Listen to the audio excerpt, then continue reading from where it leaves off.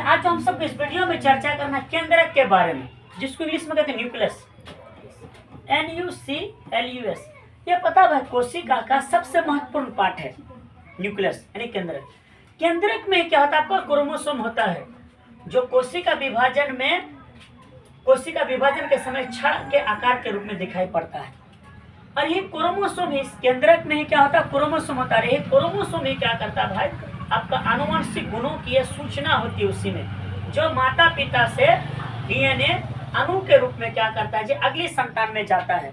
यानी अगर केंद्रक कितना महत्वपूर्ण है, सुनिए एक बार फिर कि केंद्रक में ही क्या होता है भैया, आपका क्रोमोसोम होता है।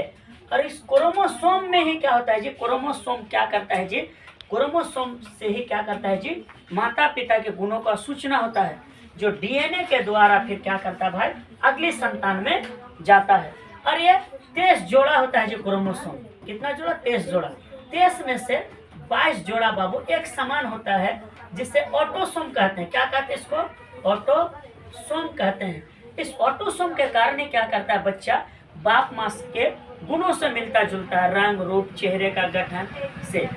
और ये जो बच्चा जो एक जोड़ा यानी 23वां जोड़ा जो किससे कहते हैं, इसी को कहते हैं लिंग क्रोमोसोम या सेक्स क्रोमोसोम, जिसके द्वारा क्या करता है भैया, शिशु का लिंग का निर्धारण होता है। शिशु बच्चा होगा या शिशु लड़का होगा अथवा लड़की होगा।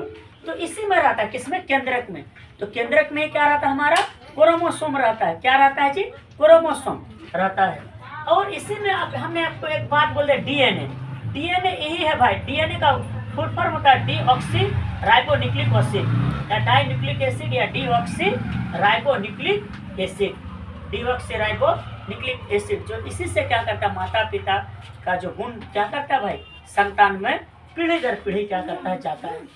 अब क्रोमोसोम में अब केंद्रक में क्या होता है भाई, तो केंद्रक के चारों ओर दोहरे परत का एक स्तर होता है, जिसे केंद्रक झिल्ली कहते हैं। केंद्रक के चारों ओर क्या होता है जी, दोहरे स्तर का एक परत होता है, जिसे क्या कहते हैं भाई, केंद्रक झिल्ली कहते हैं, जिसमें छोटे छोटे छिद्र होते हैं। और इन्हीं छिद्रों के द्वारा ही केंद्रक के अंदर का कोशिका द्रव्य बाहर आ जा पाता है, बाहर आ जा पाता है। तो केंद्रक के चारों ओर ही क्या होता है भैया, आपका केंद्रक झिल्ली होता है। इस बात को थोड़ा सा याद रखिएगा, ठीक है। और वीडियो अच्छा लगे तो चैनल को लाइक एंड सब्सक्राइब जरूर करिएगा।